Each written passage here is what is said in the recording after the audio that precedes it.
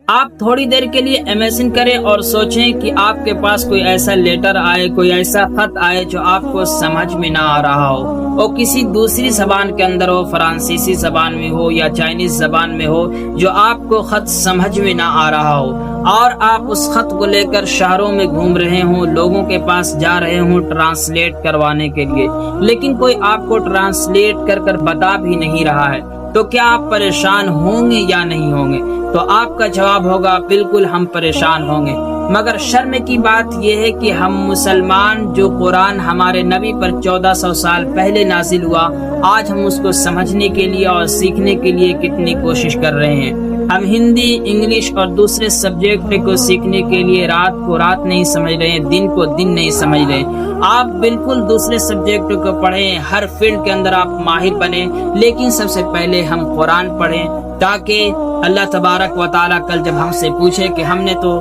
تمہیں اپنے ذکر کے لیے اور عبادت کے لیے پیدا کیا تھا، تم کن چکروں میں لگ گئے تھے اور اپنی زندگیوں کو تم نے برباد کر دیا۔ اللہ نے قرآن میں تو فرما دیا تھا وَمَا الْحَيَاةُ الدُّنْيَا إِلَّا مَتَاعُ الْغُرُورِ، کہ یہ دنیاوی زندگی دھوکے کے سوا اور کچھ بھی نہیں ہے۔ تو آپ پیسہ بھی کمائیں، آپ ہر فیلڈ میں رہیں، لیکن سب سے پہلے قرآن پڑھیں۔ قرآن بالکل آسان کتاب ہے۔ اللہ نے کہا وَلَقَدْ يَسَّرْنَا الْقُرْآنَ لِلذِّكْرِ فَهَلْ مِن مُدَّكِرٍ، کہ ہم نے قرآن کو بالکل آسان کر دیا ہے ان لوگوں کے لیے جو چاہیں کہ اس سے نصیحت حاصل کرے۔ تو ہمیں چاہیے کہ ہم سب سے پہلے قرآن کو پڑھیں، قرآن کو سیکھیں، اور اپنے نبی سے محبت ہونے کا صرف دعویٰ نہیں کریں، زبانی دعویٰ نہیں کریں۔ جو ہمارے نبی پر جو کتاب نازل ہوا ہے قرآن کریم، اس کو سمجھنے کی اور پڑھنے کی کوشش کریں، اور اس ویڈیو کو اپنے دوستوں تک شیئر کر دیں زیادہ سے زیادہ، اور تمام لوگوں تک یہی میرا پیغام ہے کہ قرآن کو پڑھیں اور قرآن کو عام کریں۔ صرف اس کو جزدان میں رکھ کر طاقوں پر سجانے والی یہ کتاب نہیں ہے،